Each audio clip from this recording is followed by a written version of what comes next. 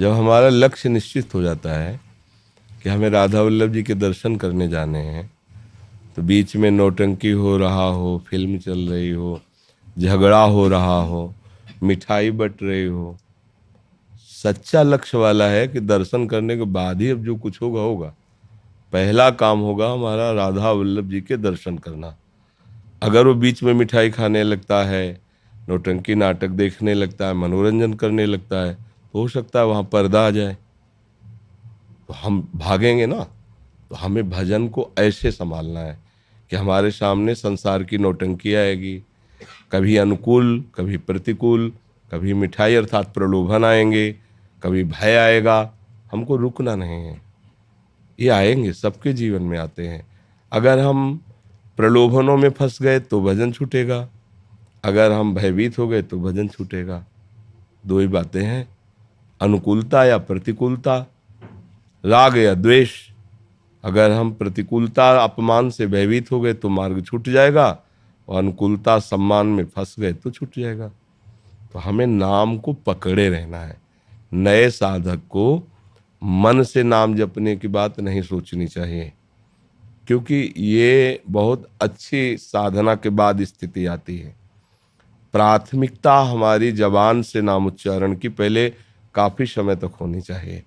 जैसे हमें मंत्र जपना है, गुरु मंत्र मिला है, तो ओठ बंद करके जिह्वा के द्वारा उपांशु जप रहे हैं, और नाम जप करना अपने आप सब ठीक हो जाएगा। हम लोग क्या है, प्रारंभ में सिद्ध आचरण करना चाहते हैं तो नहीं होगा। अब एक दशा है मंत्र जपने की, चल रहा है, आंखों में वही, हृदय में वही, दिमाग में वही घूम रहा है, चल रहा है। तो अभ्यास, वर्षों का जब अभ्यास, हृदय पवित्र, आचरण में निष्पाप वृत्ति, तब जागृत हो जाता है। और वो आप में भी जागृत हो जाए, वो कोई भी जागृत कर सकता है, क्योंकि सब भगवान के अंश है। तो वहां तक पहुंचने के लिए हमें सावधान रहना है, और जबान से पहले नाम जप करें। नाम जी जप जागे जोगी। जब ज्ञान प्रकाशित हो गया, विवेक जग गया, तब फिर कोई परेशानी पड़ती नहीं। जब तक ज्ञान न जागृत हो तब तक नाम जप जबान से करें। जब जागृत हो गया, अब जान लिया सत्य वस्तु यही है, तो रम जाता है। हमारा चिंतन वहीं जाता है जिस पर हमारा महत्व भाव होता है, सुख भाव होता है। तो अभी हम अज्ञानी हैं, तो संसार के सब विषय पदार्थ, पद प्रतिष्ठा ये अच्छा लगता है। जब विवेक हो जाएगा तब फिर, जैसे बहुत रंग बिरंगे कांच की मोतियां, लड़ियां, ये सब हैं, आपसे कहा जाए चुरा लो, तो आपको फ्री दो तो हम नहीं लेंगे। चुराने की क्या बात है, 10 रुपये 50 रुपये के बाजार में ढेर सारे मिलते हैं। ऐसे ही मणिगण पुंज ब्रजपति छाणत हित हरिवंश कर गई कंचु। ये जगत प्रभु के सामने क्या है, बोले कांच की मणियों जैसा, और प्रभु क्या है, बोले इंद्र नील मणि श्याम मनोहर।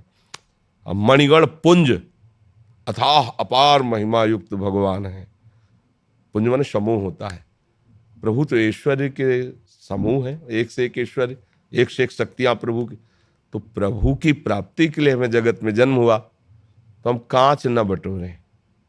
ये सब कांच है। ये बात अंदर आ जाए, अंदर आ जाए तो फिर आपको कोई नहीं रोक सकता। तो ये आएगी कैसे, जबान से। नाम जी जप जागे जोगी, वो योगी हो जाएगा, वो जग जाएगा। नाम जप करके देखो, नाम जप करने से सब ठीक।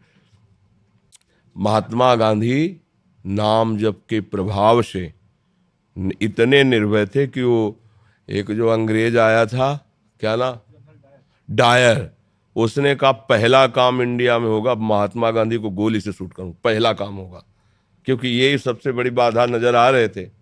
सवेरे ऑफिस में पहुंच गए, हाथ में छड़ी, बगल में गीता जी, और मार्किंग का सूत का अचला पहन के ऐसे डाल के हर समय जपते रहते थे, रघुपति राघव राजा राम पतित पावन सीताराम।